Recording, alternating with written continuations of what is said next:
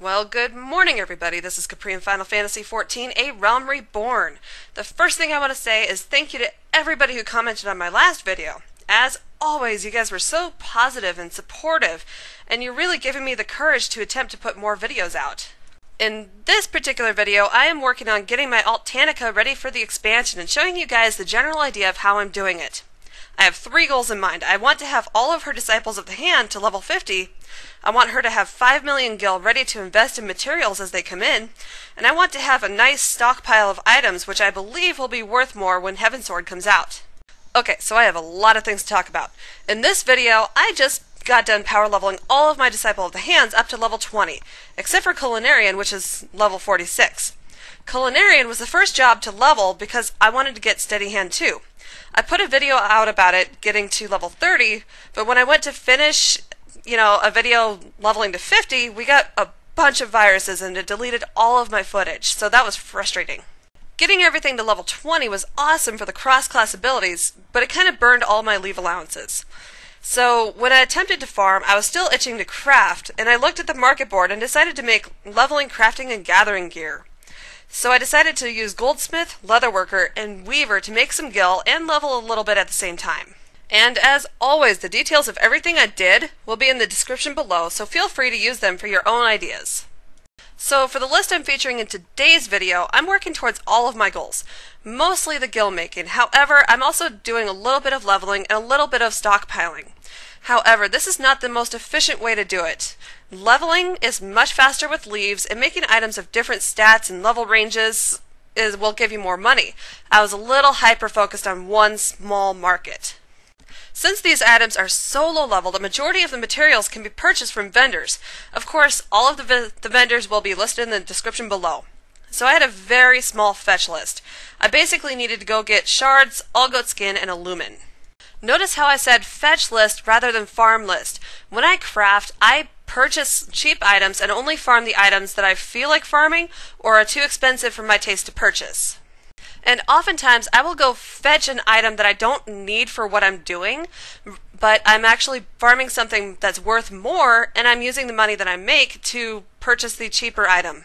In preparation for this video, I only half-heartedly farmed shards and Goatskin, mostly for the footage, but what I actually farmed, everything I needed of, was a lumen. While I was farming a lumen, since I didn't really need the stats of a level 50 miner, I spent this time spirit bonding leftover crafting gear from my stockpile. Now, I believe that crafting and gathering materia will actually increase in value when the expansion comes out. If I'm wrong, I lose potential income, but if I'm right, I will make bank. I would also like to note that just because I'm farming these items, I still want to ensure that I'm making the most gil for my time, so I still calculated the material costs. Sometimes you will get more gil from selling raw materials rather than crafted items. And speaking of material cost and stockpiles, my material cost of all goat skin is extremely generous. Since it is one of the items on my stockpile list, I have been spending the past few weeks checking the market board constantly and purchasing them whenever they dip below 50 gil price per unit. However, my calculations are based on the highest price that I saw that week to ensure that I made the optimal profit. In this video, all goat skin jumped up to 325 gil per unit, and I lost potential income. No worries though, I'm sure I'll see those numbers again later. After my farming, which by the way took less than my normal 2-hour daily routine, I ran around to the different major cities doing a vendor run. Then I was able to start calculating my material costs. For the items I purchased from vendors, I spent 45,000 gil. I bought 99 of everything, which I didn't use them all, but again, being generous on the mat cost, I calculated everything.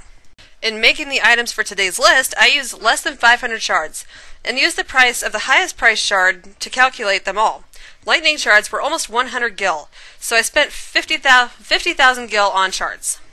The all goat skin, even at the escalated price, I spent 35,000 gil on it, and the Illumin, which was worth 159 gil per unit, I spent 20,000 gil, for a total material cost of 150,000 gil. And now, finally, on to the crafting. In today's video, I used pretty much the hasty touch method. Maybe another time I'll put out a video about crafting rotations, but I won't waste your time in this video. But the general idea of the hasty touch method is to apply inner quiet, then steady hand, and in my case, yay, steady hand 2, then spam Hasty Touch before finishing the item. And this method, almost all of my items were made high quality. To start off, I made 5 of each of the items I will list below, plus a few every day throughout the week. And since I was technically leveling, I mass-produced later in the week, which gave me a level 22 Goldsmith, 23 Weaver, and level 25 Leatherworker. Taking it slow throughout the week gave me the advantage of having a little bit of a rested bonus every day. I used a cheap buff food from the vendor, which also helped. Again, not the most efficient. By the way, it is extremely difficult to do anything the most efficiently on this character because she's an alt, which makes her kind of a fun challenge actually. Since she has barely touched the main story, I'm missing out on the Grand Company Engineering Manual, and she doesn't have a combat class past level 26, so she barely has any Leaf Cities available. If you're doing this on a progressed character, consider using the tools available to you that I don't. I don't know, I find it fun to have this challenge, and to be honest, I would rather reword it as the creative way. And how I worked towards my goals this week kind of set a routine that I think I'll use for the next few weeks while waiting for the expansion.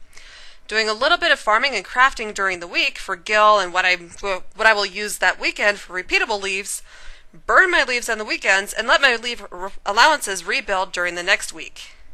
When it came to listing, in most of my videos I usually sell items people purchase in bulk and I promote matching prices if not overcutting.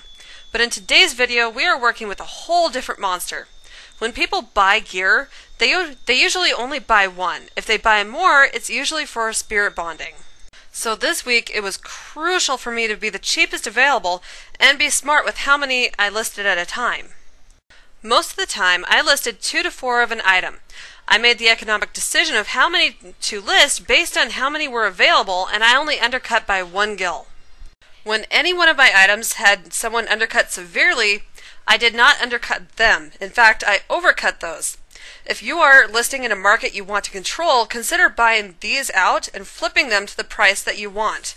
A lot of people who undercut like that just want it out of their inventory, and they do not plan on staying in that market for long. If you want to control a market, hold your ground. Throughout the week, I relisted items once or twice a day. Crafting is needed and checking on the prices of not only my items but other similar items as well. Then, at the end of the week, I looted my money. From my first retainer, I looted 328,000 gil. From my second retainer, I looted 334,000 gil, for a total of 662,000 gil that I looted, minus the material cost, which was 150,000 gil, so I made a profit of 512,000 gil. After I looted my gil, it was a weekend and I burned all of my leaves to get the rest of my Disciple of the Hands up to level 25. I wanted to get all of my Disciples of the Hand up to level 30 so I can reach more profitable items and have a greater variety in what I can sell. After that, I will be power leveling probably once a week. Also, since I made 500,000 gil in this video, I set that as my weekly target. It's an easy, modest number that will help me obtain my goal, which I plan on obtaining with the clever use of farming, crafting, and flipping. I know 5 million gil doesn't sound like that much, but since Tanica is my material shuffler, as I like to call her, it is a great number and for an amount of unpromised money. I expect that 5 million gil ready to invest at the start of an expansion can profit and double and triple itself actually really rapidly.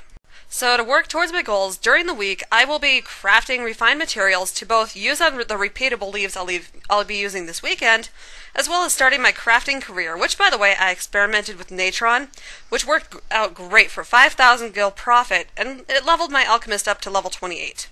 I'll also be farming high-priced items to purchase low-leveled staple items that can turn a profit later. Anyways, thank you all for watching this video. Thank you everyone, once again, thank you everyone who commented on my video last week, and I will see you guys in a couple more weeks.